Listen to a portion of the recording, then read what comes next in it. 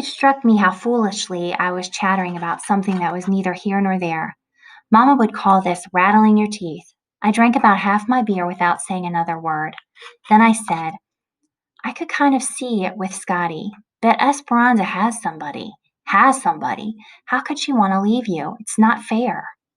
I realized I was furious with Esperanza. I wondered if he was too, but didn't dare ask. We sat there in the shadowy living room thinking our thoughts. You could hear us swallowing beer. Then out of the clear blue sky, he said, in Guatemala City, the police use electricity for interrogation. They have something called the telephone, which is an actual telephone of the type they use in the field. It has its own generator operated by a handle. He held up one hand and turned the other one in a circle in front of the palm. A crank? Like the old-fashioned telephones? Operated with a crank, he said. The telephones are made in the United States. What do you mean they use them for interrogation? Do you mean they question you over the telephone? Esteban seemed annoyed with me.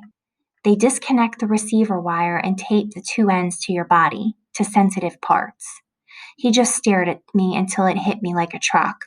I felt it in my stomach muscles, just the way I did when I realized that for nearly an hour I had been in the presence of Newt Hardbine's corpse. There is this horrible thing staring you in the face, and you're blabbering about bowling pin lamps and 4-H. I'll get us another beer, I said. I went to the kitchen and brought back the rest of the six-pack, carrying it by the plastic rings like a purse. I popped two of them open and plumped back down on the sofa, no longer caring what I looked like. The schoolgirl nerves that had possessed me half an hour ago seemed ridiculous now. This was like having a crush on some guy only to find out he's been dating your mother or your math teacher. This man was way beyond me. I don't know exactly how to say this, I said. I thought I'd had a pretty hard life, but I keep finding out that life can be hard in ways I never knew about. I can see that it would be easier not to know, he said. That's not fair. You don't see it all. You think you're the foreigner here and I'm the American, and I just look the other way while the president or somebody sends down this and that, shiploads of telephones to torture people with. But nobody asked my permission, okay? Sometimes I feel like I'm a foreigner too. I come from a place that's so different from here, you would think you'd stepped right off the map into some other country where they use dirt for decoration and the national pastime is having babies. People don't look the same, talk the same, nothing. Half the time I have no idea what's going on around me here. A little shadow moved in the doorway and we both jumped. It was Turtle. You're a rascal, I said. You hop back to bed this minute. She took one hop backwards, and both Esteban and I tried not to smile. This minute, I said, in the meanest voice I could muster. She hopped backwards through the door, clapping her hands one time with each hop. We could hear her hopping and clapping all the way back through the kitchen and into bed. Snowboots jumped onto the back of the sofa and sat behind my neck, waiting for something. He made me nervous. All I am saying is, don't be so sure until you have all the facts, Esteban said. You cannot know what Esperanza has had to live through. I was confused. He was picking up the middle of a conversation I didn't even know we'd started. No, I said, I don't. Or you either. He looked away from me and touched the corners of his eyes, and I knew he was crying in the secret way men feel they have to do.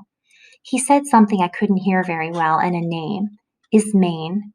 I shoved Snowboots gently away from the back of my neck. What? I asked. Do you remember the day we walked in the desert, and you asked why Esperanza was staring at Turtle, and I told you she looked very much like a child we knew in Guatemala? I nodded.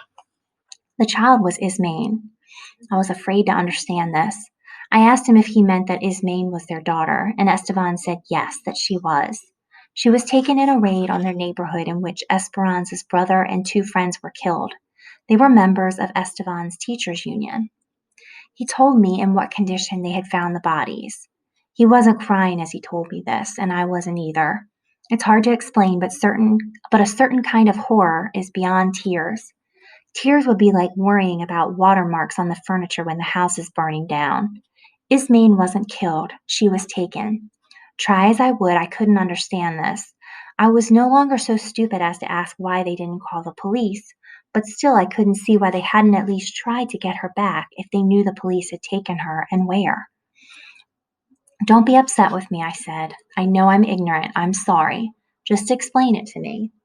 But he wasn't upset. He seemed to get steadier and more patient when he explained things, as if he were teaching a class.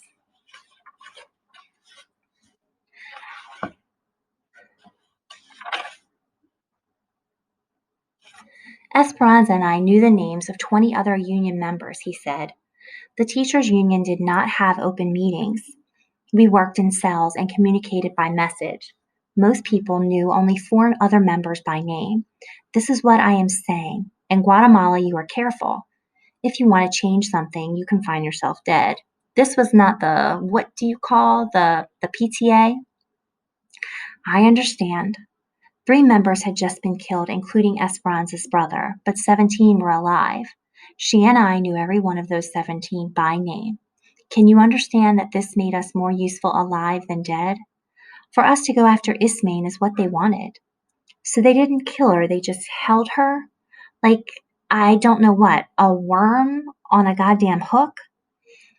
A goddamn hook? He was looking away from me again. Sometimes, after a while, usually, these children are adopted by military or government couples who cannot have children. I felt numb as if I had taken some drug. And you picked the lives of those 17 people over getting your daughter back? I said. Or at least a chance at getting her back? What would you do, Taylor? I don't know. I hate to say it, but I really don't know. I can't even begin to think about a world where people have to make choices like that. You live in that world, he said quietly, and I knew this, but I didn't want to. I started to cry then, just tears streaming out all over and no stopping them. Esteban put his arm around me and I sobbed against his shoulder.